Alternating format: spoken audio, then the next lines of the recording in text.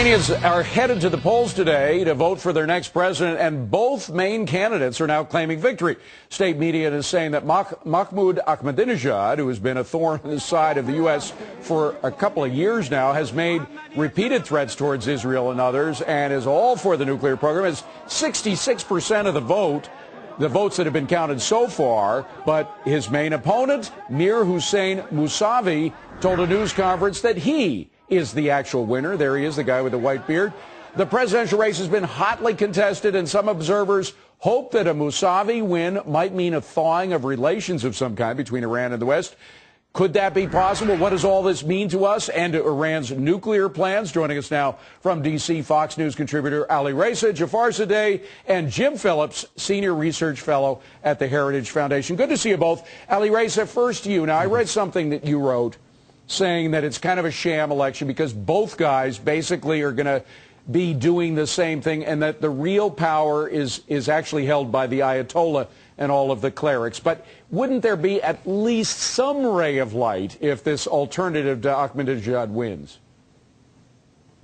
Well, I think tactically speaking, maybe for a few days or few weeks, you might see some relief, but whoever comes out as the winner will have to pursue the policies of the supreme leader, will have to stick with their policies of the regime regarding the nuclear weapons program, regarding what they're doing in Iraq, and regarding the overall policy in the Middle East. And don't forget, Mousavi, that has been portrayed as the the big moderate voice, does not have a moderate background. He was a prime minister for 8 years. He presided over the Iran-Iraq war, sending children to the minefields, sweeping minefields. He presided over the massacre of political prisoners in summer of 1988, when 30,000 political prisoners were murdered.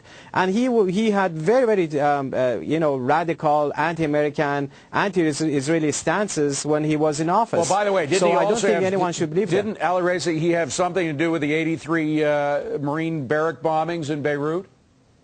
Absolutely. Remember in the mid-80s, that was the time that Tehran was heavily involved in terrorism in Lebanon, including the bombing of the Marine barracks in Lebanon, holding Americans and Western people hostage in Lebanon. He was the one who was actually holding press conferences, negotiating and expressing support for Hezbollah and other groups who were also involved in this whole thing. So you can't put aside that background. It's good to get that background out there because he is still the same guy, and some of these guys don't change their stripes. But, Jim, the question I have, Iranians have this wonderful history, and Alireza, I'm sure, will back me on this, as being entrepreneurs. I've known a lot of business people from Iran. They are unbelievably good entrepreneurs. They're sort of like the Cubans are in Latin America. They've got this reputation as great entrepreneurs. Isn't it possible, conceivable, that what this new guy, if he wins, of course he may not even be allowed to become president, but if he wins, could at least open the door for more business transpiring in Iran, which might lead to other kind of liberalizations?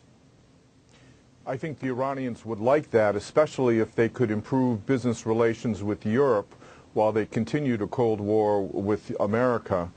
But it's important to note that, as Alireza said, that this Prime Minister Mousavi was present at the creation and acceleration of the Iranian nuclear program. I mean, he may inject a new tone or atmosphere in relations between Iran and the U.S., but really it's the supreme leader that sets the agenda, and that hasn't changed. Well, it's the supreme leader, but Alireza, I mean, the voice on Israel anyway, and the whole Holocaust denial and all that sort of stuff came from Ahmadinejad, at least recently. I guess they've all been saying that, but it's only since Ahmadinejad came in power that we've heard it blasted practically every day from Iran.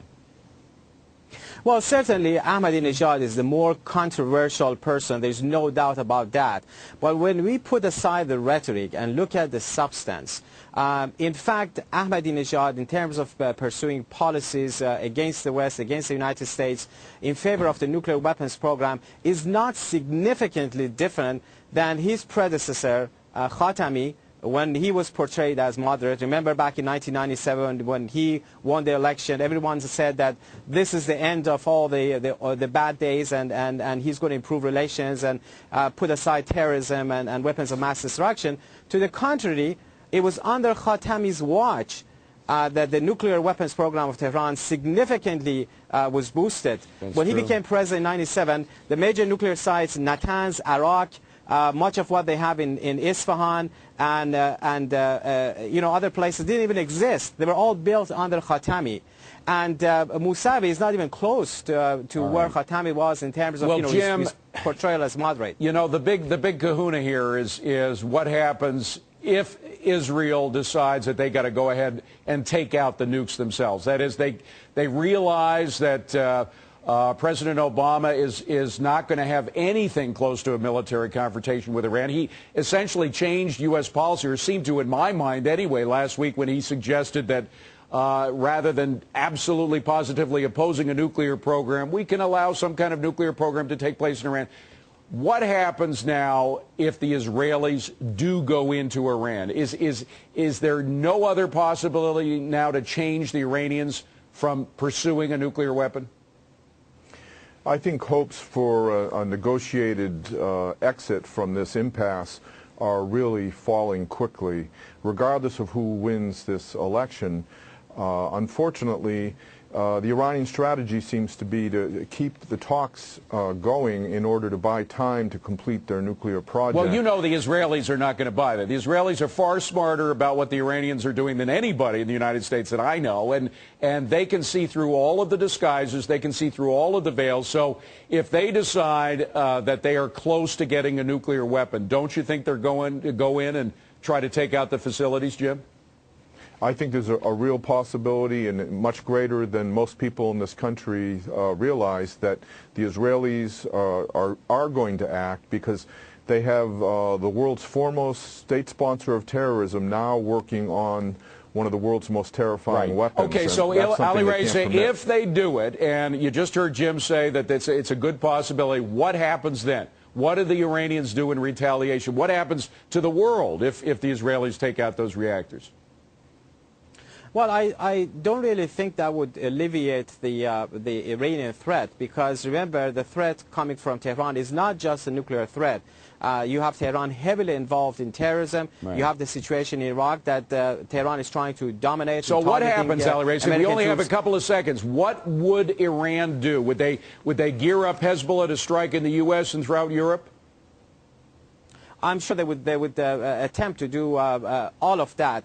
But I think the real solution lies inside Iran, the population.